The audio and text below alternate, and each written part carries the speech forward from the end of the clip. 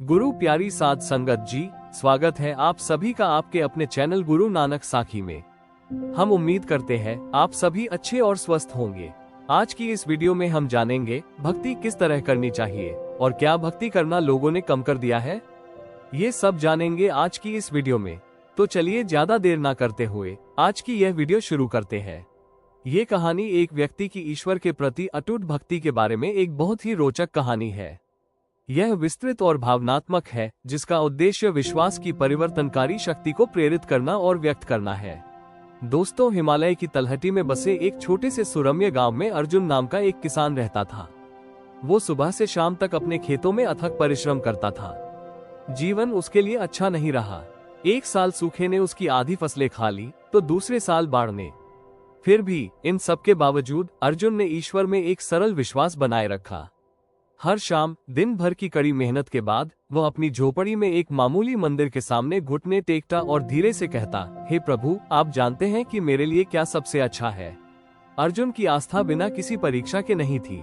उसने सालों पहले प्रसव के दौरान अपनी पत्नी को खो दिया था और उसका इकलौता बेटा रोहन कमजोर था और अक्सर बीमार रहता था। लेकिन कड़वाहट से ग्रसित होने के बजाय अर्जुन ने अपने काम और अपनी प्रार्थनाओं में अपना प्यार डाला। गांव वालों ने उसके लचीलेपन की प्रशंसा की, लेकिन कई लोगों ने मन ही मन सोचा कि वो एक ऐसे भगवान पर इतना भरोसा क्यों करता है जो बदले में उसे कुछ नहीं देता। एक भाग्यशाली शाम जब अर्जुन अपने खेतों के पास प्राचीन पीपल के पेड़ के नीचे बैठा था, उसने देखा कि एक बूढ़ा साधु आ रहा है। फटे पुराने वस्त्र पहने साधु एक साधारण छड़ी लिए हुए था और उसके चेहरे पर एक ऐसी शांति थी जिसने अर्जुन को तुरंत मोहित कर लिया। नमस्ते बाबा, अर्जुन ने साधु को पानी और रोटी देते हुए अभिवादन किया। साधु ने कृतज्ञतापूर्वक स्वीकार किया और कहा, आपकी दयालुता आपके विश्वास को दर्शाती है। मुझे बताओ मेरे बेटे, जब तुम्हारा जीवन कठिनाइयों से भरा हुआ है तो तुम इतनी भक्ति कैसे बनाए रखते हो?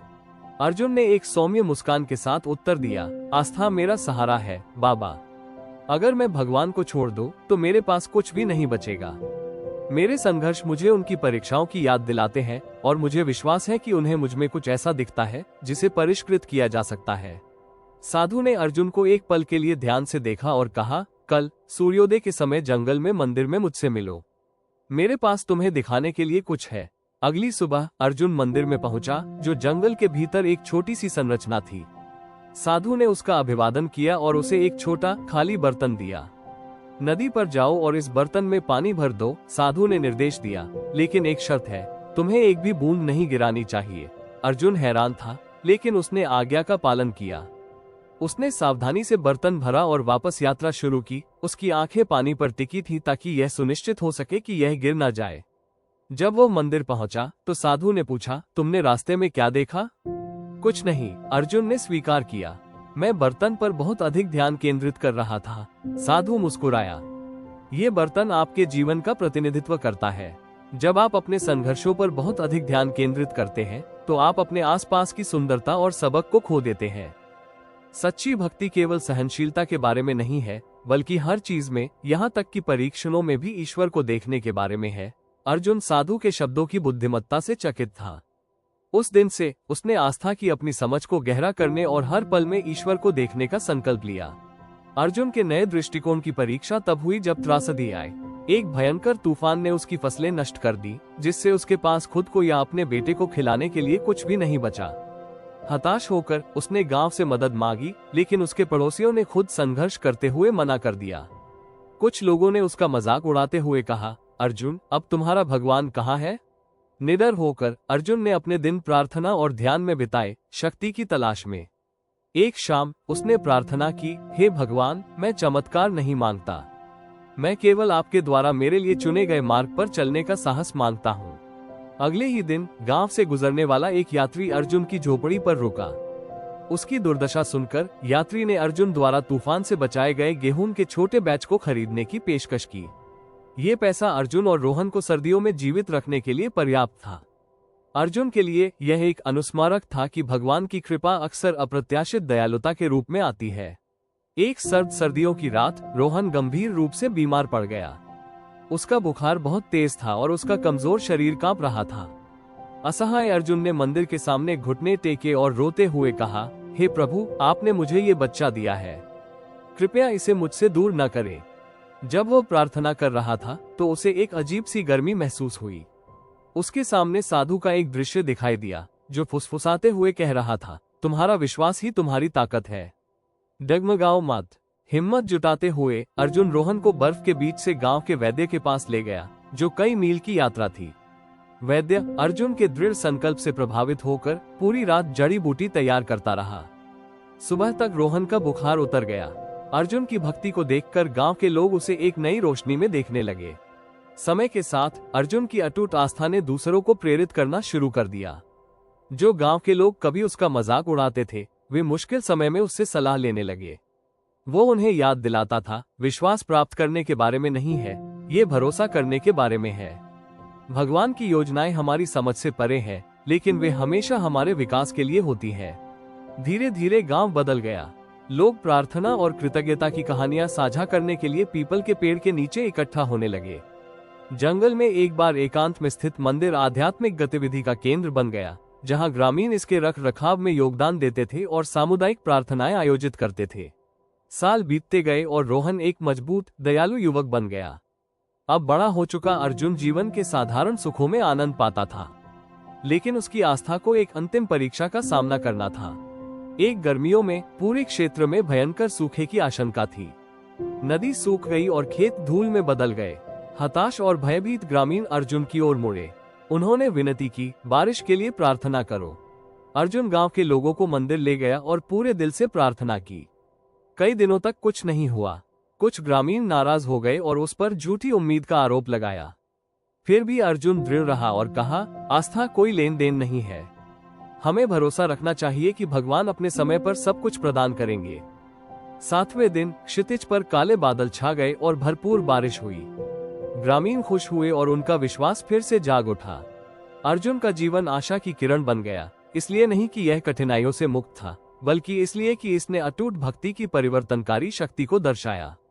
जब कई साल बाद उनका निधन हुआ, तो गांव वालों ने उनके सम्मान में पीपल के पेड़ के नीचे एक मंदिर बनवाया। इस पर उनके शब्द लिखे थे, विश्वास का मतलब परीक्षणों से बचना नहीं है, इसका मतलब है अपने भीतर ईश्वर को खोजना। रोहन, जो अब गांव में एक सम्मानित व्यक्ति है, ने अपने पिता की विरासत को आगे बढ़ाया, दूसरों को विनम्रता, धैर्य और ईश्वर में अटूट विश्वास का पाठ पढ़ाया। ये कहानी दर्शाती है कि कैसे एक व्यक्ति की ईश्वर के प्रति भक्ति न केवल व्यक्तिगत परिवर्तन बल्कि पूरे समुदाय के उत्थान को भी प्रेरित कर सकती है। यदि आप किसी भाग पर और विस्तार चाहते हैं तो मुझे बताएं। भक्ति से जुड़ी एक कहानी और जो जिससे आपको अच्छे से समझ आ जाएगा। तो चलिए ज्यादा देर ना करते हुए दूसरी कहानी शुरू करते हैं। यह एक कहानी है जो बताती है कि कैसे लोगों में भक्ति बढ़ी है, जो आध्यात्मिकता, परिवर्तन और समुदाय के विषयों को एक साथ बुनती है। दोस्तों, पन्ना के खेतों और सुनहरे सरसों के फूलों से घिरे एक हलचल भरे गांव में एक राजसी बरगद का पेड़ खड़ा था। इसकी मोटी जड़ें प्राकृतिक झूलों का निर्माण करती थी, इसकी शाखाएं हरी छतरी की तरह जमीन को छाया देती थी और इसकी सदियों पुरानी उपस्थिति ने कई पीढ़ियों की कहानियों को जन्म दिया था। फिर भी हाल के वर्षों में बरगद का पेड़ परिदृश्य का एक और हिस्सा बन गया है। ग्रामीण अपने परिश्रम, वाणिज्य और आधुनिक विकर्षणों के जीवन में डूबे हुए अब प्रार्थना या चिंतन के लिए इसकी पवित्र छाया के नीचे इकट्ठा नहीं होते हैं। गांव के केंद्र में एक मंदिर था जो कभी भक्ति का प्रतीक था। मंदिर की घंटी, जो कभी सूर्योदय और सूर्यास्त के समय जोश के साथ बजाई जाती थी, अब कभी कभार गूंजती है। बहुत कम लोग आते थे और जो आते भी थे वे जल्दी जल्दी आते थे, उनका मन विचलित रहता था। गांव के पुजारी बाबा ईश्वर, जो 60 के दशक में एक सौम्य आत्मा थे, मंदिर की सीढ़ियों पर बैठते थे और उदास मन से डूबते सूरज को देखते थे। उसने सोचा, विश्वास एक लौ की तरह है, अगर इसे नजरअंदाज किया जाए तो ये टिमटिमाती है और फीकी पड़ जाती है। एक मानसून की शाम, जब बारिश ने गांव को चांदी के रंग में रंग दिया, एक घुमक्कड़ आया। एक साधारण सफेद वस्त्र पहने, एक लकड़ी का डंडा लिए और समुद्र की तरह गहरी आंखों वाले, उसने अपना परिचय विद्युत के रूप में दिया। उसकी शांत उपस्थिति ने तुरंत गांव वालों को चकित कर दिया। विद्युत बरगद के पेड़ के पास गया, उसके नीचे बैठ गया और ऐसी आवाज में भक्ति भजन गाने लगा जो ब्रह्मांड में गूंजती हुई लग रही थी। उत्सुकता से पहले बच्चे आए, फिर बड़े बुजुर्ग और जल्द ही सबसे व्यस्त किसान भी उसकी भक्ति की पवित्रता से मोहित होकर मौन खड़े हो गए। अपना भजन समाप्त करने के बाद विद्युत बोला, इस पेड़ ने आपके पूर्वजों को आश्रय दिया है, उनके सुख दुख देखे हैं और उनकी प्रार्थनाओं को आत्मसात किया है। इसकी छाया अकेली क्यों हो गई है? आपके दिल भक्ति की गर्मी को क्यों भूल गए हैं? उसके शब्दों ने दिल को छू लिया। आरती नाम की एक युवती, जो अक्सर अपनी आधुनिक जीवन शैली में खुद को अलग थलग महसूस करती थी, ने पूछा, लेकिन हम इतनी व्यस्त दुनिया में भक्ति को कैसे फिर से जगा सकते हैं? क्या आस्था अतीत का अवशेष नहीं है? विद्युत मुस्कुराया। भक्ति केवल अनुष्ठानों के बारे में नहीं है, ये जुड़ाव के बारे में है, ईश्वर से, एक दूसरे से और खुद से। भक्ति की लौ कभी नहीं बुझती, ये बस फिर से प्रज्वलित होने का इंतजार करती है। अगले कुछ हफ्तों में विद्युत ने ग्रामीणों को सरल कार्यों के माध्यम से भक्ति का सार सिखाना शुरू कर दिया।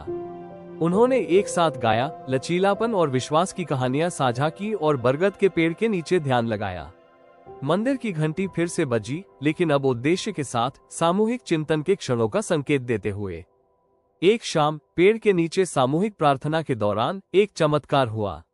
बरगद की सबसे पुरानी जड़, जिसे लंबे समय से मृत माना जाता था, हरी कोंपलें उगने लगी। ग्रामीण दंग रह गए। विद्युत मुस्कुराया और कहा, ये साझा भक्ति की शक्ति है। जब दिल एक हो जाते हैं तो बेजान भी जीवन पा लेता है। पुनरुत्थान की खबर आसपास के गांवों में फैल गई। लोग पुनर्जीवित बरगद के पेड़ को देखने और प्रार्थना में भाग लेने के लिए मीलों की यात्रा करने लगे। गांव आध्यात्मिक जागृति के केंद्र में बदल गया। ग्रामीणों ने भक्ति के आधुनिक रूप को अपनाया। उन्होंने बरगद कनेक्ट नामक एक सामुदायिक ऐप बनाया, जहां लोग प्रार्थनाएं, प्रेरक कहानियां साझा कर सकते थे और सभाओं की योजना बना सकते थे। भक्ति अब मंदिर या बरगद के पेड़ तक ही सीमित नहीं थी, यह उनके दैनिक जीवन का हिस्सा बन गई। बच्चों ने आस्था की कहानियों को दर्शाते हुए भित्ति चित्र बनाए, बुजुर्गों ने कहानी सुनाने के सत्र आयोजित किए और यहाँ तक कि सबसे व्यस्त किसान भी ध्यान करने के लिए रुक गए। विद्युत से प्रेरित होकर आरती ने बच्चों को करुणा और ध्यान के मूल्यों को सिखाना शुरू किया। कभी शांत रहने वाला मंदिर हंसी, संगीत और प्रार्थना से जीवंत हो उठा। एक सुबह विद्युत ने घोषणा की कि अब उनके जाने का समय हो गया है। इस गांव को अब मेरी जरूरत नहीं है। यहाँ भक्ति की लौ जलती रहती है। ग्रामीणों ने उनसे रुकने की विनती की, लेकिन वे केवल मुस्कुराए। याद रखें, सच्ची भक्ति प्रेम और करुणा से पैदा हुए कार्यों में निहित है। इसका पोषण करें और यह आपका पोषण करेगा। जैसे ही वह चला गया, बरगद का पेड़, जो अब पूरी तरह से खिल चुका था, कृतज्ञता में झुकता हुआ प्रतीत हुआ। साल बीत गए, लेकिन विद्युत के सबक बने रहे। गांव न केवल ईश्वर के प्रति, बल्कि समुदाय और जीवन के प्रति भी भक्ति का प्रतीक बन गया। दूर दूर से तीर्थयात्री इस जगह की सद्भावना का अनुभव करने आए। आरती, जो अब गांव की आध्यात्मिक मार्गदर्शक है, अक्सर विद्युत की कहानी सुनाती है और सभी को याद दिलाती है कि भक्ति कालातीत है। ये कहानी दर्शाती है कि सही प्रेरणा और सामुदायिक प्रयास से फिर से जागृत होने पर भक्ति कैसे विकसित और बढ़ सकती है। मुझे बताएं कि क्या आप कोई समायोजन या विस्तार चाहते हैं। उम्मीद करते हैं दोस्तों, आपको हमारी आज की दोनों कहानियां पसंद आई होंगी। अगर कहानी सुनाते हुए हमसे कोई भूल हो गई हो तो कृपया करके हमें माफ कर देना। और अगर हमारी यह कहानियां आपको पसंद आई हो तो वीडियो को लाइक और चैनल को सब्सक्राइब करना मत भूलना। धन्यवाद दोस्तों।